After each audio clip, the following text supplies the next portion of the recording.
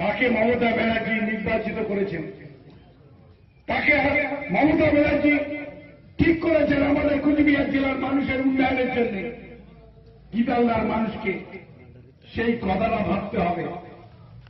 তাই আমি অনুরোধ করব সমস্ত ভেদাভেদ ভুলে সমস্ত তৃণমূল কংগ্রেসের সৈনিক, যুব মাদার, ছাত্র, কিষাণ, খেত মজুর প্রত্যেককে হাতে হাত ধরে কাঁধে কাঁধ মিলিয়ে 11 এপ্রিলের লড়াই, বেঁচে থাকার লড়াই, শান্তির লড়াই, উন্নয়নের লড়াইকে এগিয়ে নিয়ে যেতে সবাই মিলে জোড়া ভুল চিহ্নে ভোট দেবেন।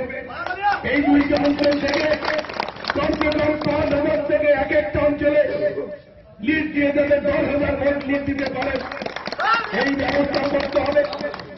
একটা বুথেও যাতে তৃণমূল কংগ্রেস কোনো ভোট না পায় তার ব্যবস্থা আমাদের করতে হবে।